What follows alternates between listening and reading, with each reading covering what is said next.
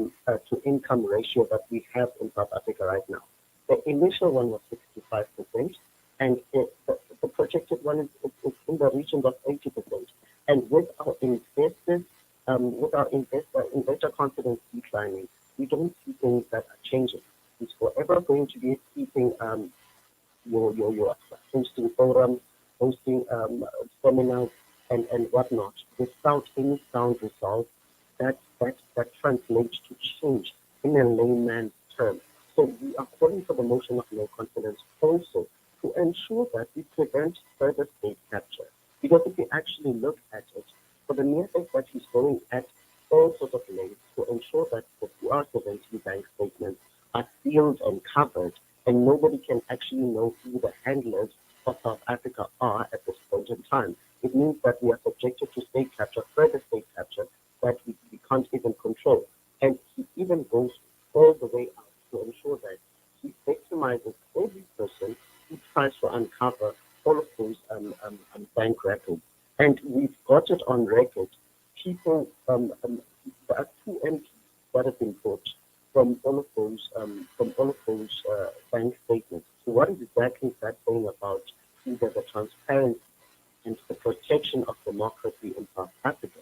So what we are calling for as the African Transformation Movement is not necessarily what is new, but we are calling for the protection of democracy, the prevention of further state capture, and we are calling for the people in power to actually put South Africans first in everything and anything that has to do with the people, that the people benefit and let all of the people share in the wealth of the country. And it shouldn't be just an elitist issue where you get certain people that are above and beyond the law. No, the law must apply to each and every one. And if the president has been found to have misled Parliament, he must face the music. Now, Mxolisi, there's a sentiment that has been expressed with regards to President Cyril Ramaphosa, calling him a lame duck president. Would you concur with that? Because, we've seen a number of instances where we've seen a lot of talk come through from the president.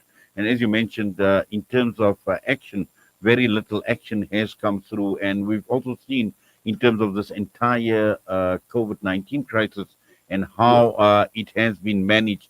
And, he's obviously been the face in terms of providing the regular updates. But behind the scenes, a lot has happened, and it does appear as if President Cyril Ramaphosa is not decisive enough.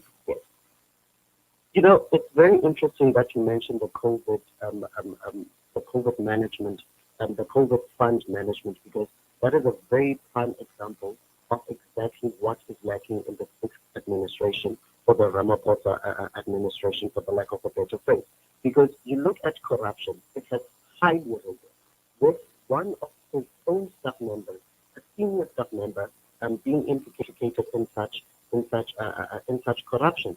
Corruption in his very same party, from people went down from the local municipality to national government, has risen, and we can't even have any surety that all of these SIV investigations as well as the Hof arrests are actually going to lead to convictions, because as we speak right now, nobody is actually behind bars for all of this corruption. Yet the president keeps on saying, or when he first came into office, he kept on promising people a new dawn that is going to be free of corruption. Yet we are seeing unprecedented levels of corruption in his very same administration.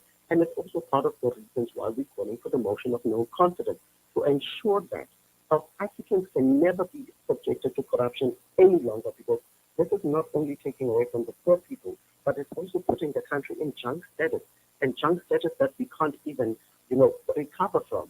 The economy as is right now. We've got about 11 million people that have seen unemployment during the COVID-19 period, and those funds were meant for those people, for them to be able to have aid, for us to be able to have ventilation for hospitals, to have PPE and such other matters. So the fact that such funds were distributed amongst his comrades and all of the people that are in his party, it's based in a gross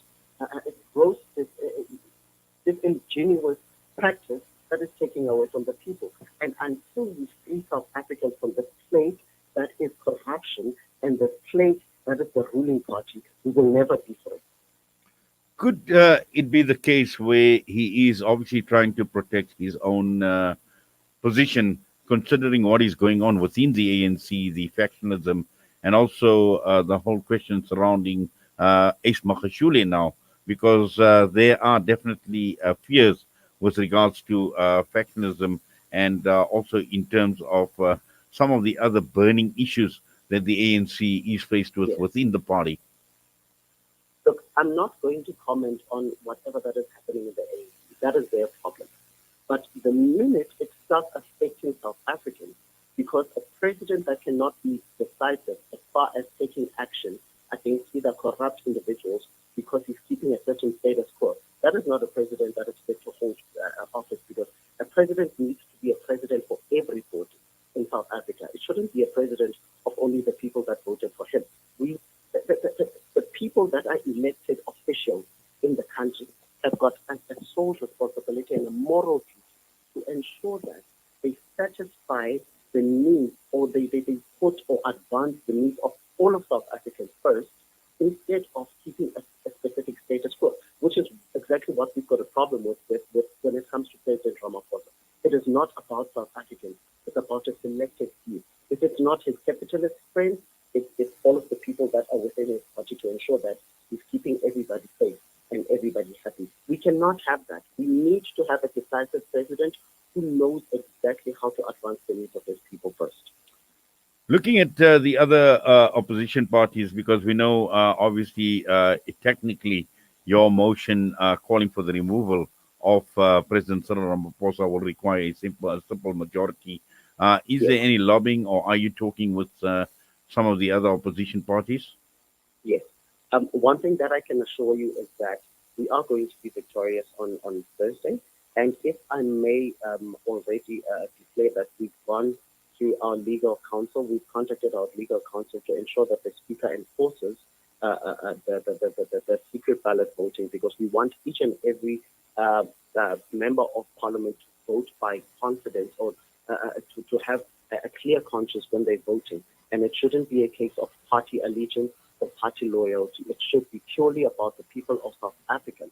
We can't be sure unless we have a secret ballot vote for the motion of no confidence that each member is going to vote with a clear conscience, because we have seen before the president actually buying or paying certain members of parliament to actually vote with him. So we can't be clear unless we have a secret ballot vote for this motion of no confidence. But we are engaging certain parties, other parties, to ensure that we move ahead as one unit. Well, Mxolisi, thank you very much for that and for your time with us this morning. Let's wait and see what develops on Thursday. But for now, all the best to you. Thank you so very much.